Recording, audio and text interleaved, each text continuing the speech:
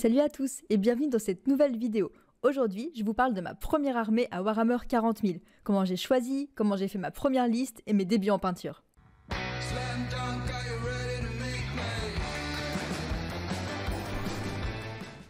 J'ai commencé le hobby il y a 6 mois avec la boîte d'initiation Space Marine contre Necrons. J'ai commencé avec les Necrons, j'en ai peint pas mal, ça m'a beaucoup plu et très vite j'ai eu envie de commencer ma première vraie armée à Warhammer 40 000. Bon alors, à ce moment-là, je connaissais rien des factions, je connaissais pas toutes les règles, je savais pas encore très bien peindre, je sais pas encore très bien peindre maintenant, je connais pas encore toutes les règles ni toutes les factions parfaitement, mais j'ai progressé. Et je vous explique comment j'ai fait pour me lancer dans ma première armée. C'est parti! Pour faire mon choix, je me suis d'abord basée sur l'esthétique des figurines. Donc pour ça, tout simplement, je suis allée sur le site de Games. Moi, j'ai commencé par l'esthétique parce que je connaissais rien du tout aux factions, quoi. J'avais aucune idée du fluff, donc je me suis dit, on va d'abord voir ce que je trouve joli.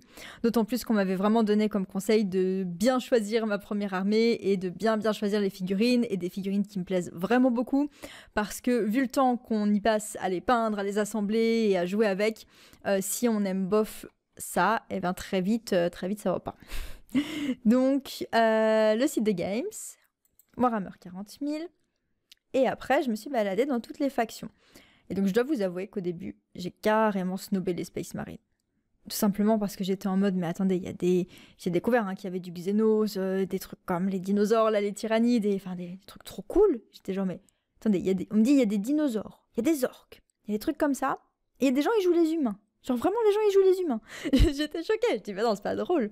Voilà, maintenant, je vous avoue que mon avis a grave changé et que les Space Marines, je les trouve trop cool aussi. Et les Space Wolves me font un petit peu de l'œil. Et donc, j'ai été voir chaque faction. Je suis tombée sur les sororitas très rapidement. Et là, direct, mon petit œil a accroché. Et surtout ça, l'Immolator. Là, c'est bon, j'étais quand même pas mal conquise. Les vitraux, les lance-flammes, les grosses flammes comme ça, les fleurs de lys, les bazars. Oh, je sais pas, je trouvais ça extraordinaire. Et ensuite, j'en ai vu pas mal d'autres et j'ai fait une petite sélection. Donc ouais, plutôt les sorts de bataille et après du Xenos. C'était les tyrannides qui m'ont pas mal plu. Et les orques aussi. Et les nécrons. Et les taux. Bon voilà, j'ai arrêté quelques armées comme ça. Et après, j'ai cherché à en savoir plus sur leur fluff. Parce que je voulais aussi que l'univers me plaise, que l'histoire de la faction me plaise. Et que ce soit pas juste purement esthétique. Donc pour ça, j'ai fait bêtement des recherches Google. Et je suis tombée sur le site Wiki 40K Fandom. Bon, c'est en anglais. Mais ça m'a été bien utile, quoi. Il y a toutes les factions en fait et leur histoire. Donc par exemple pour les Sistas, on va dans Imperium. On va dans la Adepta Sororitas et on clique dessus. Et puis on a leur histoire, quoi. Et alors, je sais qu'il y en a qui m'ont conseillé un site qui est mieux, apparemment, et en français, qui est l'Omnis Bibliotheca. Donc voilà, je vous conseillerais peut-être plutôt ce site-là, vous, si vous voulez chercher du fluff précis sur les figurines, sur les factions, pardon. Et voilà, et là, par exemple, si je reprends l'Adepta Sororitas, on a l'histoire en français.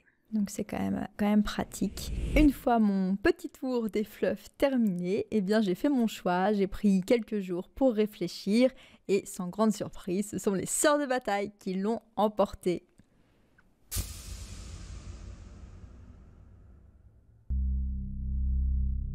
Il n'existe aucun combattant plus dévoué à l'empereur Dieu de l'humanité que les sœurs de l'Adepta Sororitas. Tous les alliés qui assistent à leur guerre de la foi sont époustouflés par la force de leur croyance. Des psaumes de bataille assourdissants s'élèvent de leurs enceintes consacrées et des lèvres de ces guerrières saintes et zélotes. Des hostes angéliques s'abattent sur des colonnes de feu sacré, tandis que les sœurs équipées de réacteurs dorsaux ailés apportent le jugement de l'empereur à l'ennemi veule, ou qu'il se terre. Leur équipement sophistiqué et leurs chars archaïques sont enluminés avec les écritures sacrées des saintes et oints d'Ongouan béni.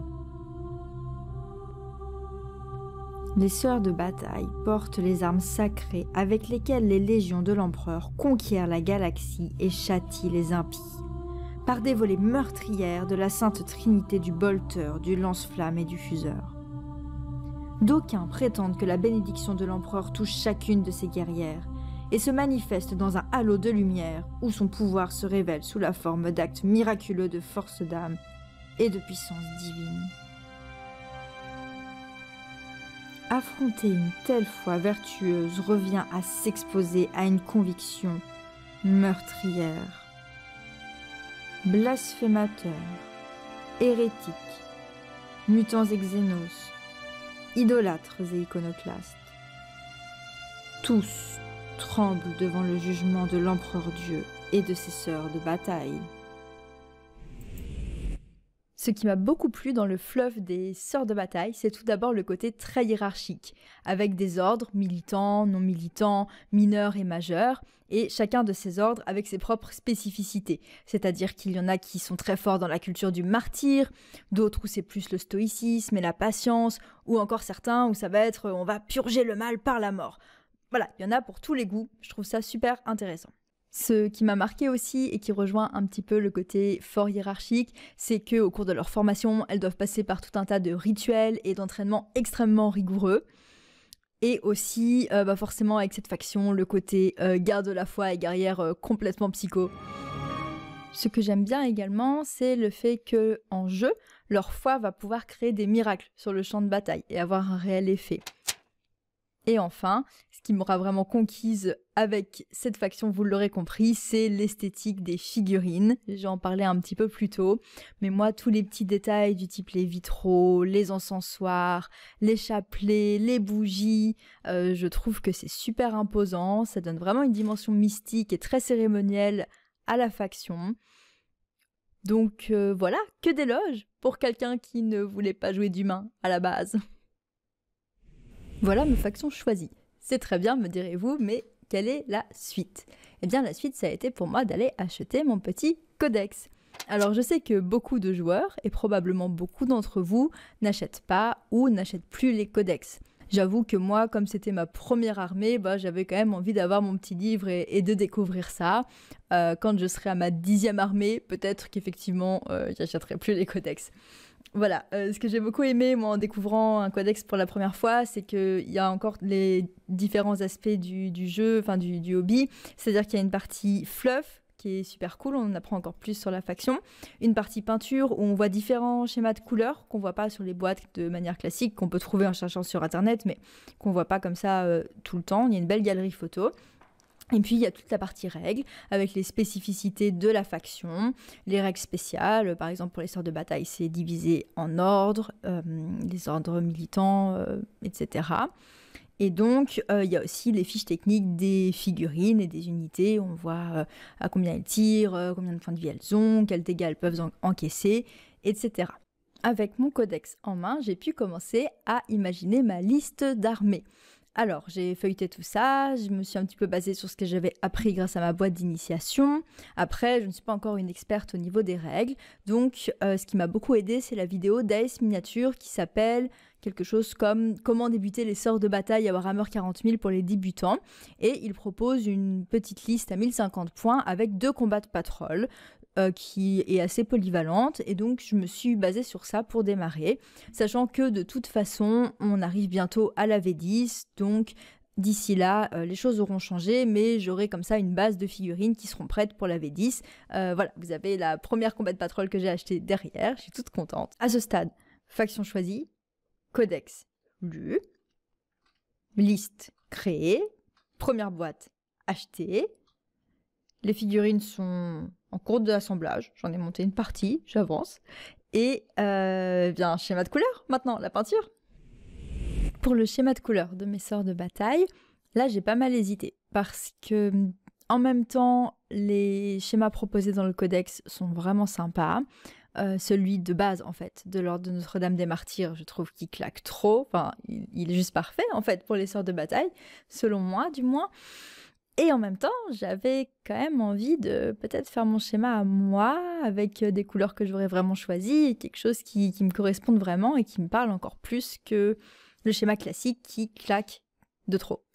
Voilà, donc pour affiner mon choix, j'ai commencé par me faire un petit mood board, c'est-à-dire que je suis allée sur Google Images et j'ai sélectionné tout ce qui me plaisait en matière de sorts de bataille. J'ai fait une petite sélection. Donc, je peux vous montrer, je me suis fait un petit drive, comme ça.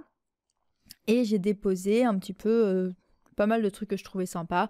Là, ça a déjà été retrié, hein. De base, j'en avais mis beaucoup plus, mais après, j'ai supprimé au fur et à mesure. Et donc, on voit plusieurs choses qui se dégagent, mais vous le verrez déjà, pas mal de jaune et beige, hein, si on prend ce genre de photos-là. Ici également, je l'ai trouvé vraiment sympa. Pareil sur ça, ce petit schéma-là. Ou encore ici, en noir et jaune, ou en beige et gris, par ici. Et il y a une autre chose qui se dégageait quand même, et qui, en fait, tout ce qui se rapproche un petit peu de Notre-Dame des Martyrs en noir et rouge, je trouve ça trop beau.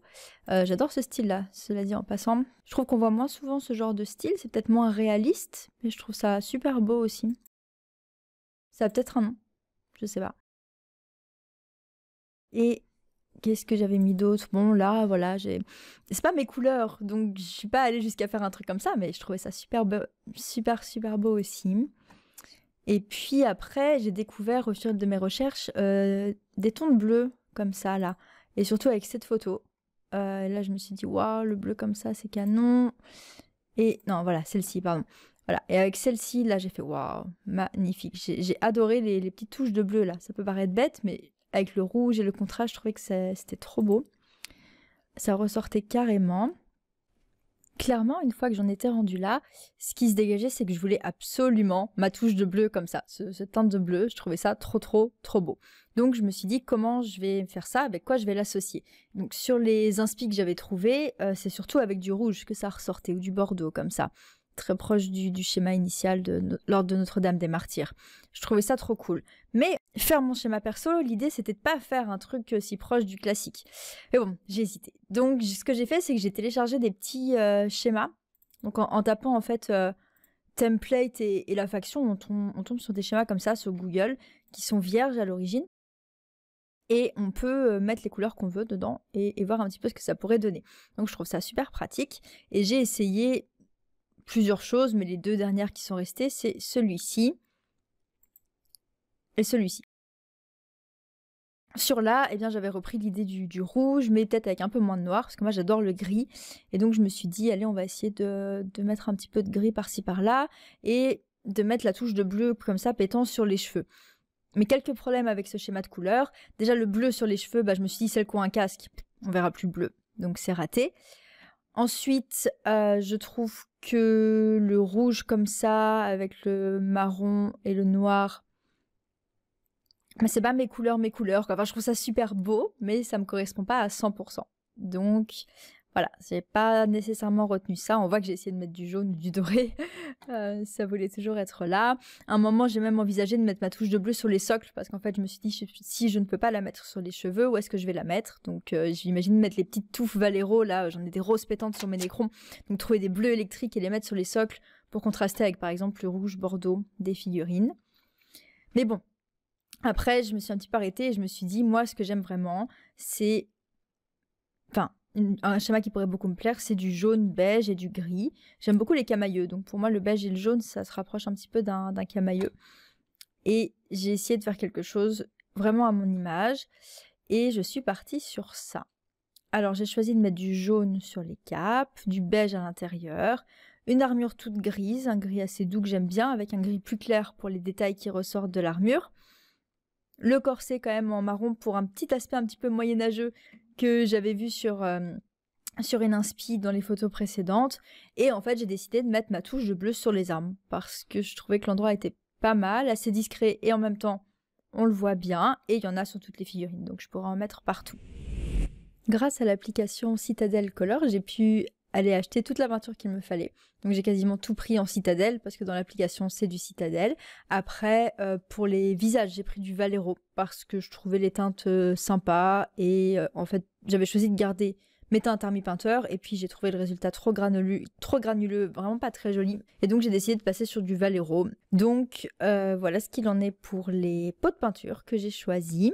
Je vais vous mettre les références des couleurs si ça vous intéresse. Comme ça, si le schéma de couleur vous plaît, vous pouvez toujours vous en servir. Ce que vous allez remarquer dans les références de peinture, c'est que là où j'ai mis le plus le paquet, on va dire, c'est sur les capes, parce que j'avais envie que ce soit ça qui soit le plus joliment fait et le plus mis en avant. Donc c'est là où j'utilise le plus de nuances pour les faire et le plus de peintures différentes. Et donc je vous mets en photo le résultat de mes premières créations avec ce schéma de couleurs. Donc moi, ce qui m'impressionnait le plus au début sur les sorts de bataille, c'était vraiment les capes et les visages. Parce qu'avec les Nécrons, c'était quand même super bien pour débuter, c'est beaucoup plus simple, quoi. C'est tout métal, il n'y a pas toutes ces choses à gérer. Donc tout simplement, je suis allée voir quelques tutos pour les capes et pour les visages, et puis je me suis lancée, quoi. Donc pour l'instant, ça donne ça. J'espère que ma marge de progression va être immense, mais comme quoi, même si ça paraît difficile, on peut y aller, et puis ça fait quand même un truc sympa. Moi, je suis quand même contente, même si...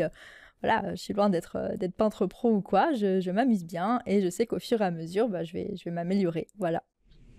Mes sorts de bataille n'ont pas encore de fluff perso, mais j'y travaille, je vous partagerai ça à l'occasion. Sinon, si vous voulez suivre mon avancement dans cette armée, vous pouvez vous abonner et regarder les autres vidéos qui sortiront. Vous pouvez également me suivre sur Instagram, j'y poste ce que je fais régulièrement au quotidien, la peinture, l'assemblage, etc. Enfin, je vous remercie d'avoir regardé la vidéo jusqu'au bout. N'hésitez pas à commenter, à liker et je vous dis à très bientôt pour de nouvelles aventures dans le beau monde du hobby.